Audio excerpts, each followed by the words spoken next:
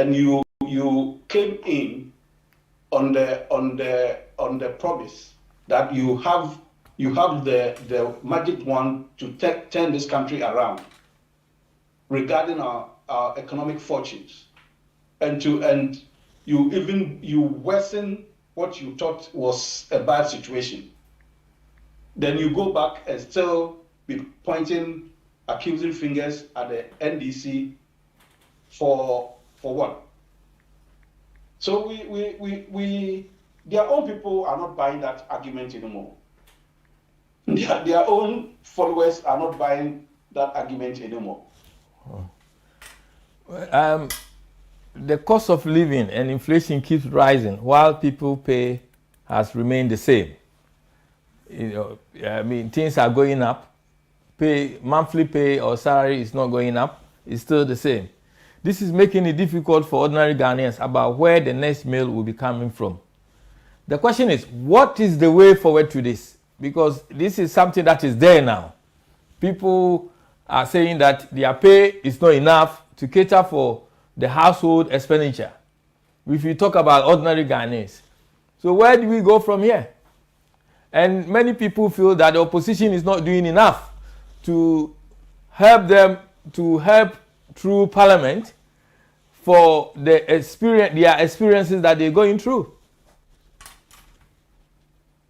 Well, right from the onset, most of these policies that we knew were going to drive us to this situation that we find ourselves in now were raised in Parliament, within from the parties, various press conferences, even with civil society organizations also joining in raising concerns. But we have a government that listens to itself. As a party, we've done whatever we have to do to draw attention to the policies that this government formulated and were trying to push down the throats of Ghanaians to this present situation. So on our part, we've done what we have to do. But we continue to draw attention. Sorry, Anna, the Vice President is saying that he reported that Ghanaians, if they remember the state of the country and the problems the MPP inherited from the NDC, the MPP have either fixed or improved or have offered solutions to address them. And so the solutions that they have offered to address the situation should reflect in the well-being of Ghanaians. Mm-hmm. And is that reflecting? It's not. So it means that they're not solving any problem. Well, he said Bawumia listed among others high unemployment when they took over. Then he mentioned about Doomso for 4 years. Then he virtually collapsed National Health Insurance Scheme, he said, nearly collapsed National Ambulance System, freeze on public sector employment, almost collapsed banking sector, annual increases in utility bills, poor economic indicators, low agricultural growth. So he mentioned a lot. He even mentioned cancellation of teacher and nursing training allowance, as well as paying $1 billion annually for a take or pay excess energy capacity deal negotiated by the NDC. So he's standing on his ground, and he feels that even what he's saying is this, that if Alan Chematin is of the view that MPP don't have a message, he should go and tell the people this. Vice President Bawumia is living in his own bubble. You see, if you lie and you know you are lying, you can be corrected. But there are people who lie and believe in their own lies. It's very difficult to have any logical discussion with a person who is believing in their own lies. So that's the situation we have. Dumso was solved before NDC left office. This is a fact. Dumso was solved before NDC left office. NDC didn't collapse banks. Banks were collapsed during the term of the MPP. So I believe he's mixing things up. And as I say, there are people who believe in their own lies. They lie to themselves, lie to people, but they believe in their own lies and persist and insist as well that that is the truth. Well, he also spoke extensively on government achievement in reviving the industrial sector, highlighting particularly the revival of Anglo Gold Ashanti, establishment of many factories under the One District, One Factory initiative, and digitization. And even the MPP, some part are calling him the Vice President digitization. They feel that he is the lead of making that changes in that area. So he's predicting a victory for the MPP in 2024 elections. So your view about his assessment in terms of since taking over and the progress they are making?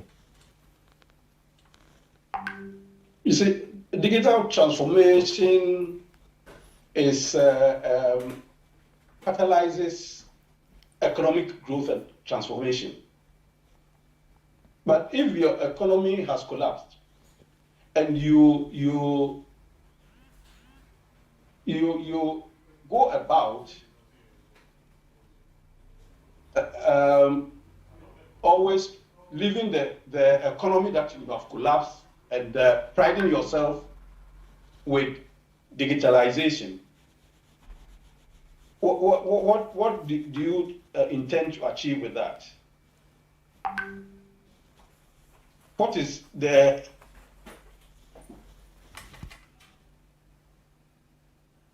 I think we are experiencing some technical issues, and Honourable will join us back shortly.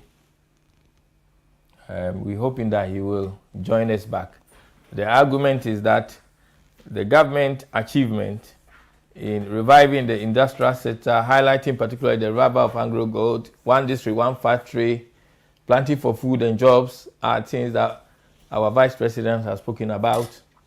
And soon after filing his... Oh, Honourable, are you back? Yes. Yeah, the line dropped. The line dropped. What Thank I'm saying you. is that if he is talking about industrialization, we should have their blueprint regarding value additions in the various sectors. So where are the examples of value additions that is driving the industrialization, and for which his digitalization agenda is playing a role? If the industrialization agenda, as he's proclaiming, is on course, then we should have a lot of people being employed. So what is the statistics for people that have been employed in their term of office? He's saying that he has built a solid track record of performance as Vice President. And he's the view that he is the one to lead the MPP. And he feels that... His own people are challenging that. Mm-hmm. His own people are challenging his performance. So now we will sit back and observe how it plays out. Whether what over the years he's been trumpeting around to Ghanaians is true or not. His own people in the race will come out with the real facts regarding his performance. Honorable, there was something that was said by Kennedy recently, and it's out of interest. He's saying that to Dr. Bawumia to say that, okay, why would Ghana change our gold for oil? Why don't we go and sell our gold in the market, and whatever we earn, then we bring it and go and buy our own oil? I mean, he's challenging government policy. What is your assessment or your view on this? The gold for oil is like one of the many programs they put out, which to most people, discerning Ghanaians, are some kind of ruse to plunder the nation's resources. So what he's saying is a fact. He is with them. He knows there are many experts in the industry who have come out to challenge this gold for oil deal. And we've over the period of their term, there are many of such programs which have turned out to be a ruse to cover plunder of national resources. But at the appropriate time, the full facts will come out. Thank you. You know, we're looking at our democracy. Is it on the path of up or down? What is your view about the government handling of the Emil Short Commission report? Did it give the hope the people were looking for? I mean, the people in the UK here, they want to know about these things. Yes, those of you in the diaspora have experienced leadership and governance and how systems work. In our situation, for the first time, we've experienced the worst leadership failure, government dysfunction, and institutions meltdown. The key institutions of state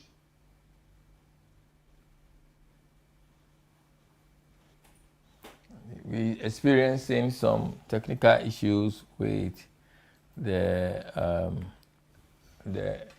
internet connections, and Honourable will be back.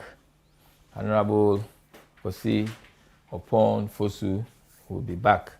You know, I mean, we're talking about the Emil Short Commission report. Did it give the hope the Ghanaian people were looking for? The hope that the citizens were looking for. And then the other one we was going to talk about is, can we say the by-election at Kumawu and Asin North has brought a renewed hope or not about Ghana electoral politics and process?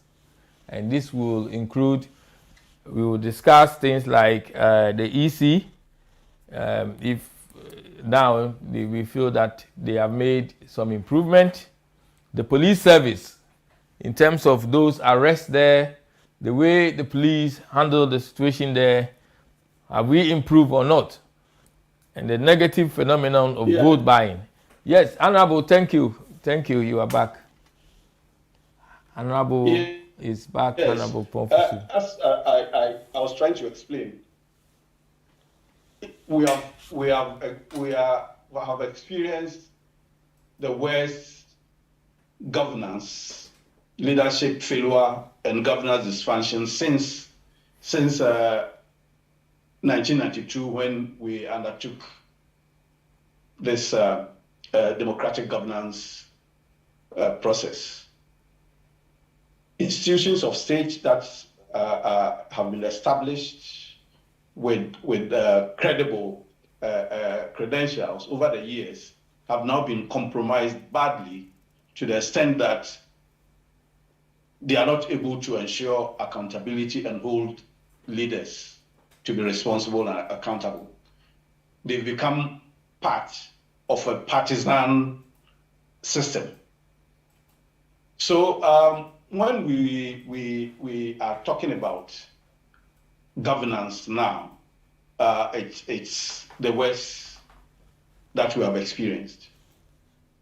It's the worst that we have experienced. It is for this reason that people can get away with impunity, where like the Ayawaso West Wagon elections, like the Techima South, where up till now, nobody has been held responsible and accountable for the atrocities.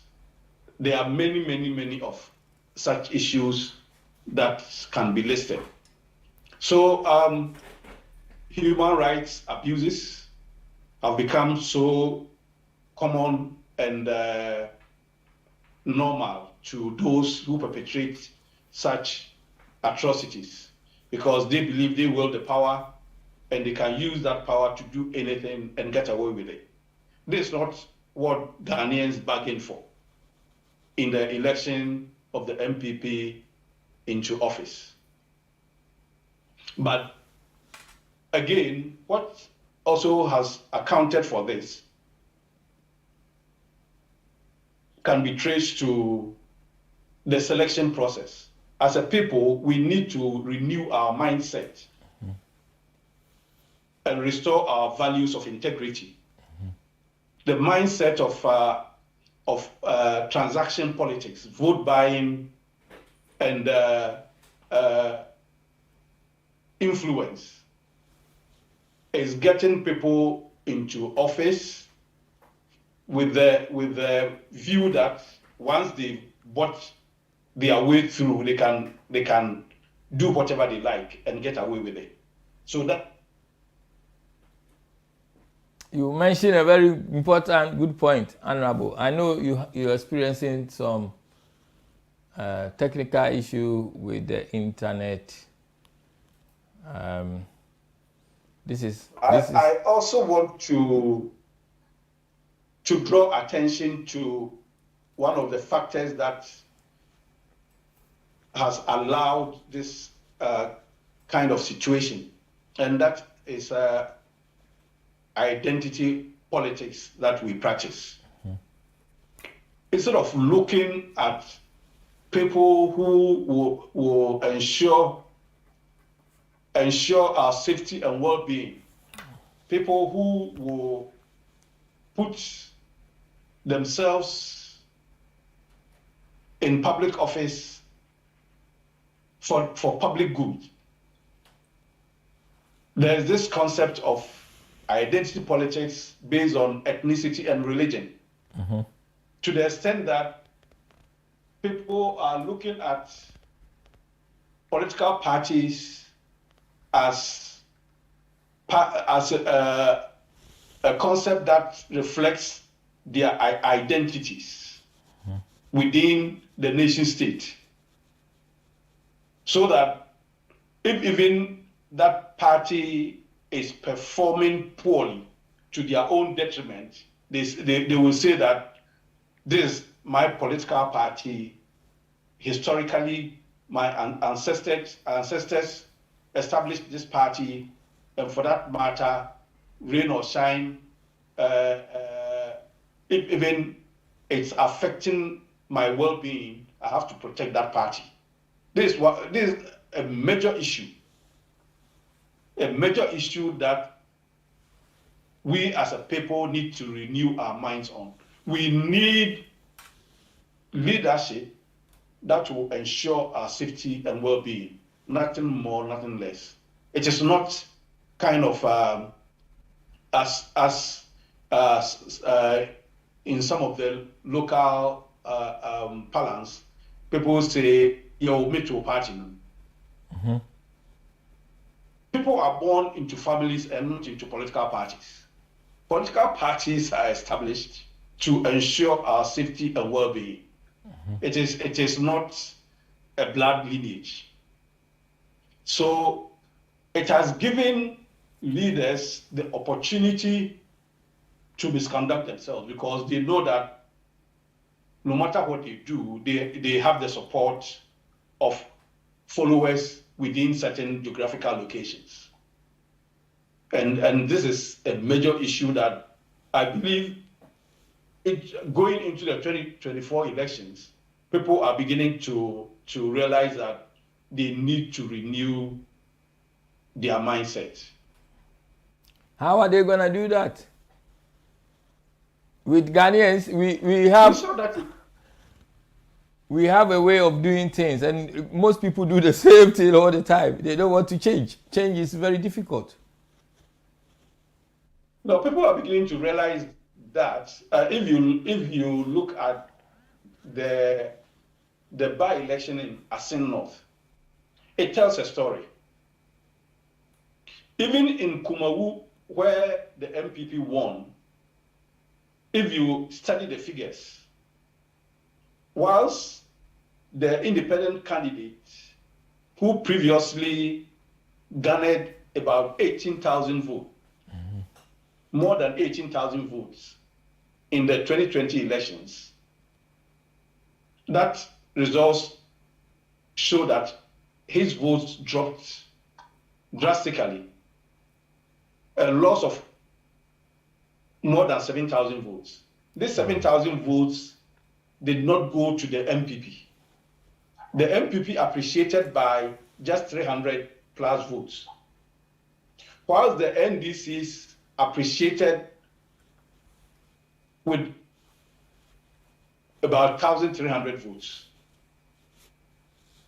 So as a stronghold, that tells a story of disaffected people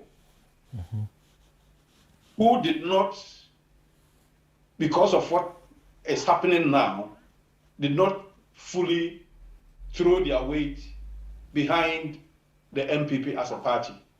And for the NDC as a party ready to rescue Ghanaians, this is how we read the environment. We need to get our boots on the ground in the strongholds where now they've become disaffected and are not looking at the party as a way to.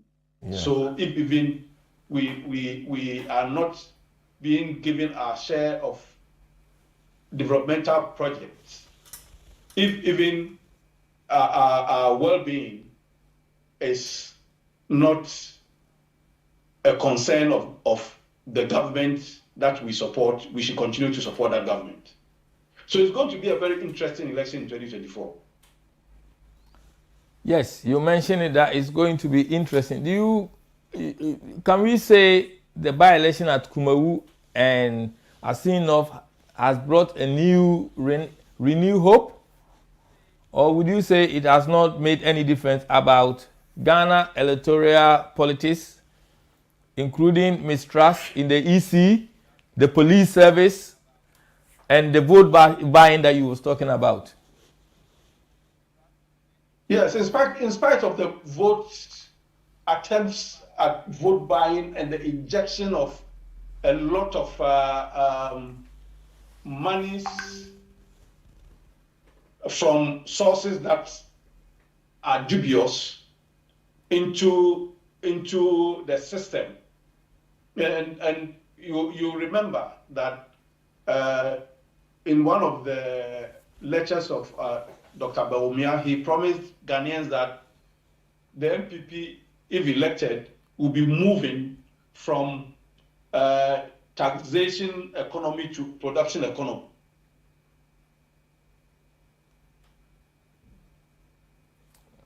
I think Honourable is experiencing difficulties with... Yes, can you hear me? Yes, we can. Can you hear me? Yeah, yes, okay. Honourable, yeah. Okay. Dr. Bawumia promised Ghanaians a production economy, a movement from taxation to production. We don't see the production. What we see is an elections economy. resources of states have found itself in the hands of individuals in key positions, name it, public institutions, which previously were headed by experienced public servants, have now been taken over by partisan politicians whose sole purpose is to siphon state resources into political party organization. And it is these monies that are being used to create an elections economy where, like the by-elections that we recently held, we saw the kind of spending that went on there, including political party activities where you can see the difference. People have a lot of money in their hands, and they believe that that is what will make the difference in these elections, but they are very wrong. Why are they wrong? Is there because that will not influence a determined people who are just waiting patiently. Thank you. To show them the exit. What about the EC and the police? Have there been any improvement in terms of looking at the last election and now the by-elections here? I think with the two, I was in Kumawu and I was in Atsin North. We experienced some degree of professionalism in their work, and we hope that the security forces will remain neutral in these elections and not take sides, as well as the EC. These are state institutions, and they have to be fair to all sides and allow Ghanaians to decide their fate regarding who leads them in our next round of elections. Some sections of the MPP and also the other political parties, including, I have to say, Equiador, I know she's not being taken seriously, but she made some comment which I think that as citizens they are all looking into it. And what they're saying is that they criticize voters at Asin North for voting against MPP. And their argument is that they've been ungrateful for all the developmental development brought by Nanado to the area.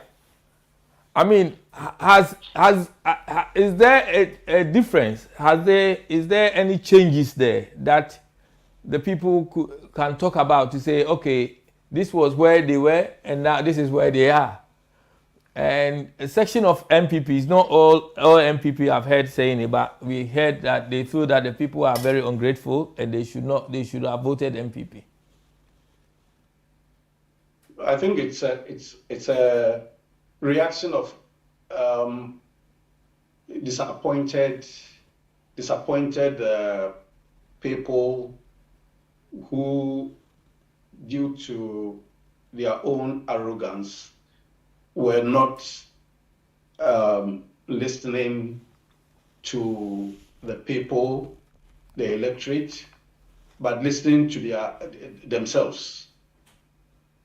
You know, if you have your fingers on the pulse of the people you lead, you will always be mindful of your actions. Here we have people who have elected their representative, and right from day one, you wanted to get their representative out of parliament, right from the first day. What are you telling them? And this dragged on all the way till the Supreme Court ruled.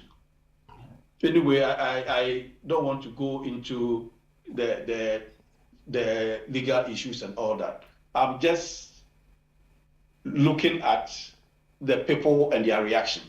Mm-hmm. Following that, even before they could process what was going on, you start another criminal trial, for which the trial was so intense that people then were questioning, why is it that those the other cases, like murder cases, Mm-hmm. the sexy dondon, the issue of fraud by NAM1 and all those ones are not presented in court daily.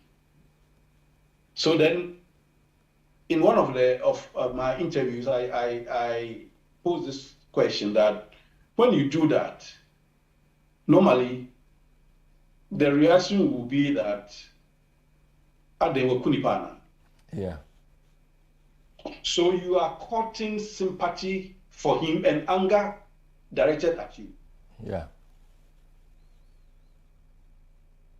That's apart from the developmental projects that we can have a banter on who did more than who. And I can say that NDC did more than the MPP. But that is also beside the point. Now the issue here is the perceived persecution of their own. If you do that, no matter what you inject in there in terms of vote buying, it will make a difference. And that's why they are disappointed. They were saying that the candidate of the MPP was not a voter there and that he would not vote for himself. So why would they vote for him? I mean, I'm bringing this up because I think that some people also say, oh, you are MP in our area, but you don't live there. And I think that our Ghanaians becoming aware of these things, that if those MPs who are going in for the next elections, if they don't live in the area, they better go and get a house there. Because the people are kind of becoming more wiser and they becoming more aware in the 21st century of events. Of course, it was quite an intriguing.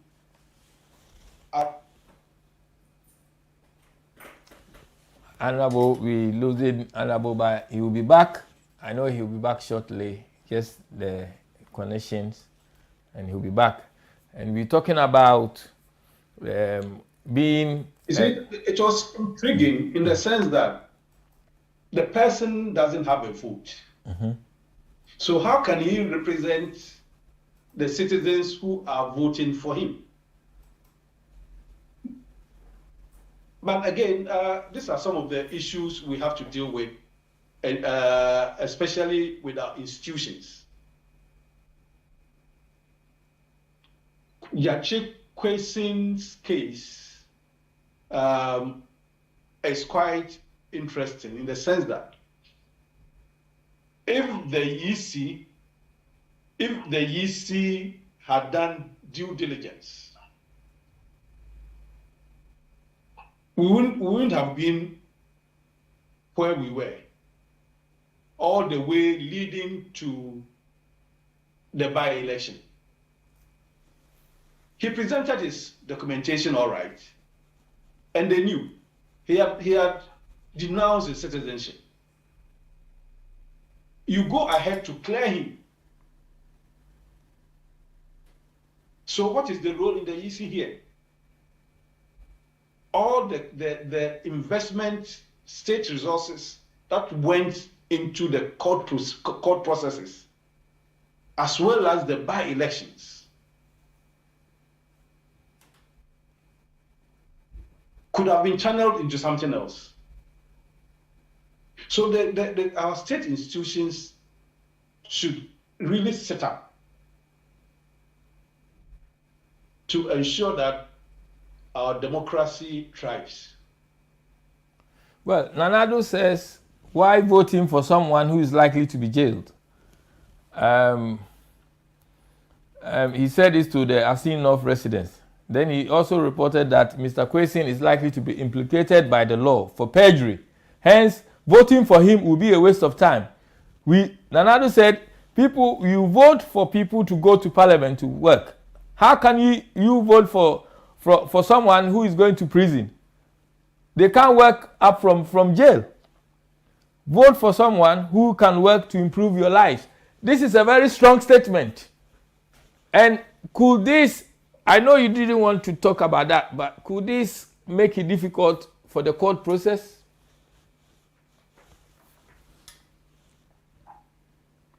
Yeah. The president has wielding so much power in the constitution, has been having his way with a lot of things. So I'm sure he believes that he can have his way with this as well. And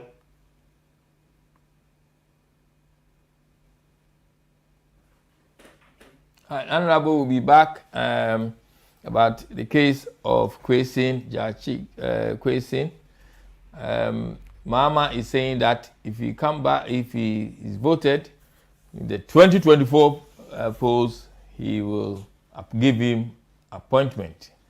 So he will elect him. If Mama is elected in the 2024 polls, he will appoint the embattled former Asin North MP James Kwesi as a minister if he's elected president in the 2024. According to the flag bearer of the NDC, Mr. Kwesi has proved that he is a development-oriented politician.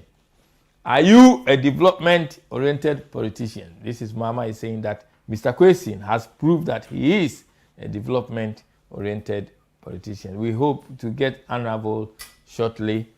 Mama is also saying that the former president said the former MP, even as an opposition lawmaker, has done enough for the constituency with his own resources. Now, my interest is, if one is not, the people of Asinov, they were saying the candidate of the MPP was not a voter there, and that he would not vote for himself. So why would they vote for him? How can you stand for a position of MP and you are not allowed to vote in the area that you are standing? I think is a very big question mark on that. How you will be able to then vote on that, I think is a very, very big question mark.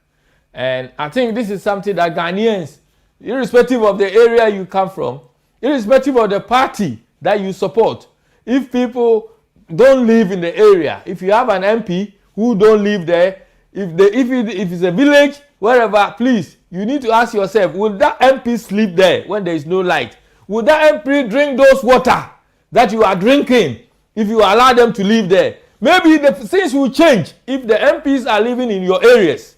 Things will do what? Change for the better for the community. So irrespective of the community you come from, the area you come from, if they don't live there with you, I would say do not vote for the person. Only vote for people who live there with you, irrespective of the area. So if it's, I remember one place called Agroesum.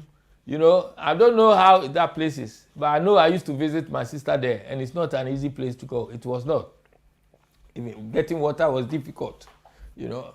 And if you have an MP in that area who don't live there, why do you vote for them?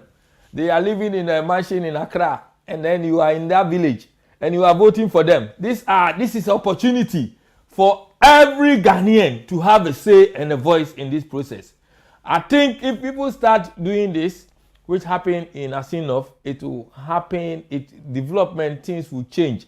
The mentality will change the people.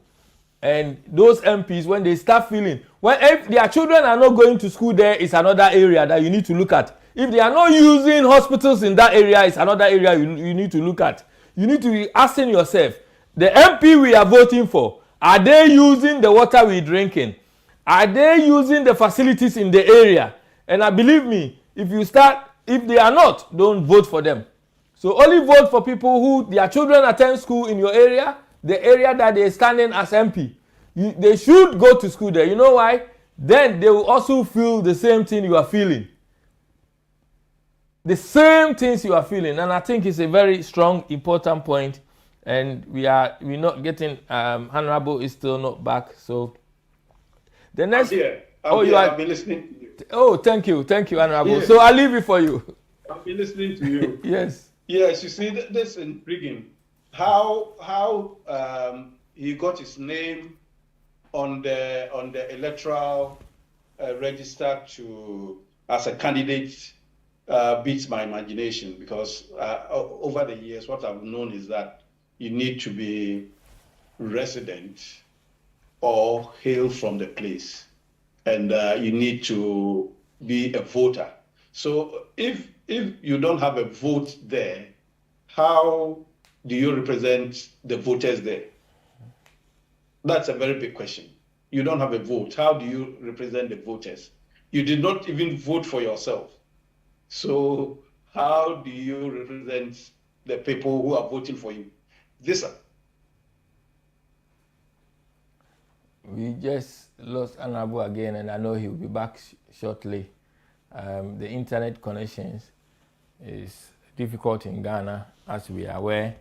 But like I was saying, that if voters, and this message go to voters in Ghana, please, if your member of parliament is not living in the area with you, if their children not attending school in the area that you guys are, if important things they are not doing it in that area and they live outside the area, then they want to represent you.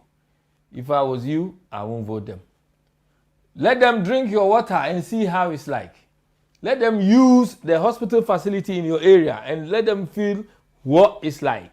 They will all be representing you, and you will start seeing major changes in your area. Things will improve because their children will have to go to schools, the same schools in the area. So irrespective of the person, for instance, if you take Education Minister, Educhum, he went to Kumasi High School.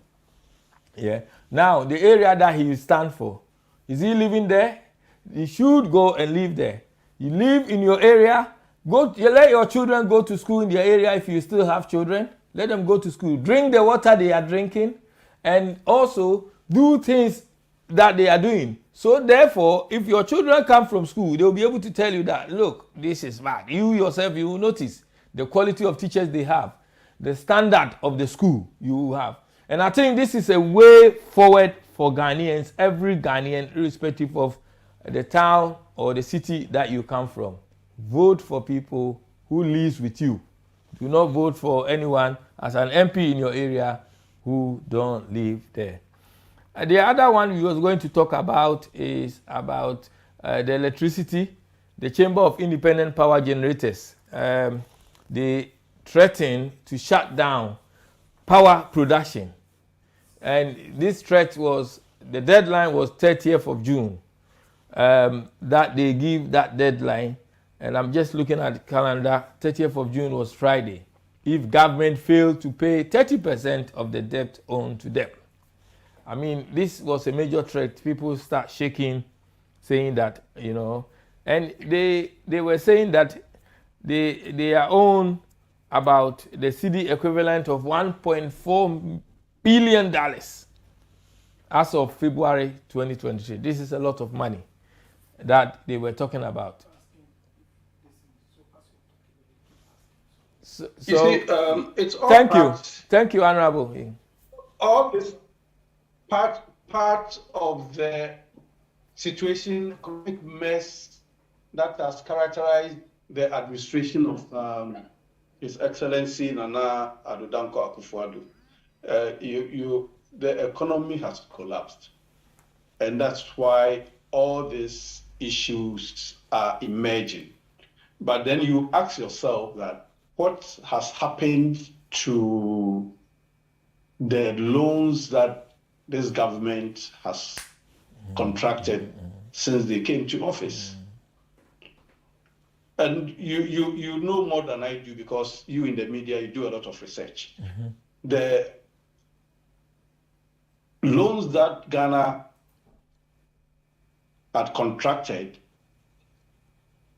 from 1952 to 2016, when NDC left office, stood at around 120 billion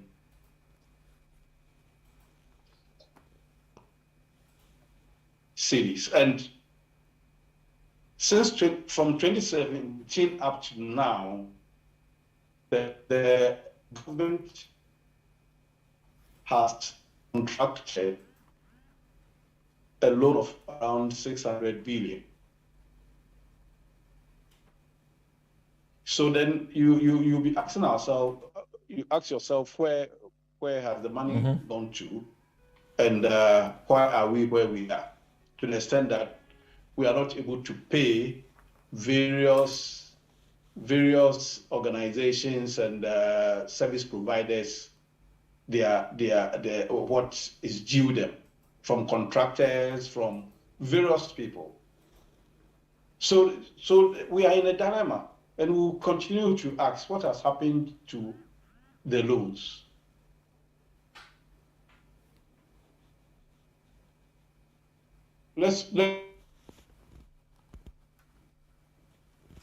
Yeah, Honourable is experiencing some technical issues with the thing, and hopefully he'll be able to join us shortly. Yeah, the Asinov situation has kind of Ghanaians reflecting on it, to say that you can give us money, you can bribe us, but we won't vote for you. So I think it's a lesson, this vote buying. And an interesting part is that, what does the police do to people who try to buy votes? If they try to buy votes, what does the police do? Do police have the authority to arrest people who give bribes or want to buy vote? Do they do that? They seems to be relaxed about it, and I think it's time for us as a country to have that benefit, to have that security, to have that assurance that if one attempt to give bribe, they will be arrested. I think this will make a difference, Dampare, and your name will be in the history books of Ghana. At the moment, it's not there, in the sense that people feel that the bribe and the donations given is inappropriate. People have taken monies to various places to give. They give it to churches.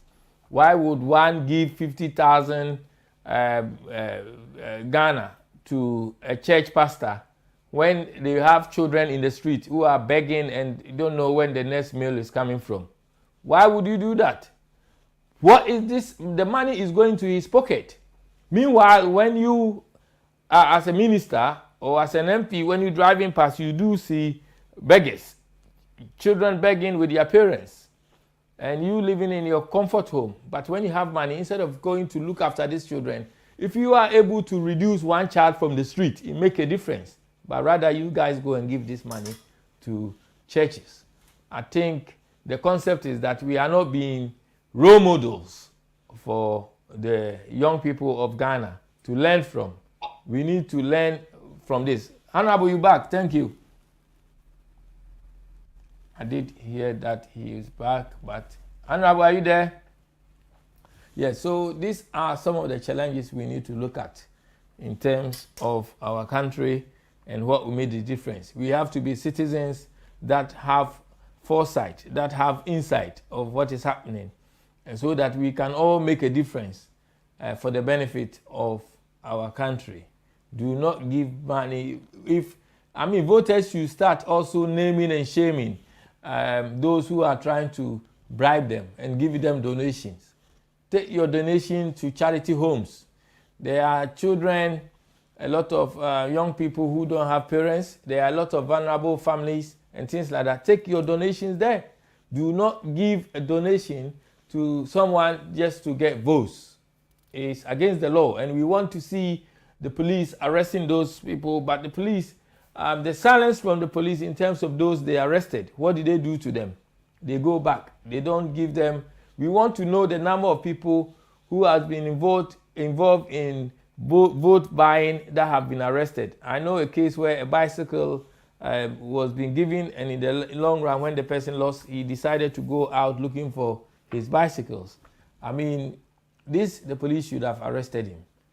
And are you a good citizen? If you want to be a good citizen, these are some of the things we should all be fighting for the betterment of our country. We'd like to take this opportunity to thank you all for today's program. It's been an interesting program with Honourable Akwasi Oppong Fosu, former MP and former Minister of State. Honourable, we will meet you again. Maybe in the next 4 weeks, we'll have program with you again. In the next 4 weeks, Honourable, or we'll have program with you. We will talk about the things that we couldn't talk about due to the technical difficulties. Producer have done very well. He went to funeral. Producer Jobedu, you went to funeral in Bedford, and you have to travel back from Bedford to here today, which is not being easy. You have not slept, but we wanted this program to go ahead. And we thank you as well, Honourable. We thank all our viewers for your support this evening, and we see you again next week. Thank you, and God bless you. And also, Queen Harriet. Queen Harriet, if we can play your music, we will play it for you. You know. So, Queen, well done for your determination and also the ability to also say to us that, you know what, Bedford and here is far, but this have to go on. You're not taking no for an answer. Well done, Queen. Thank you. Good night, all. Good night. God bless you all. Good night.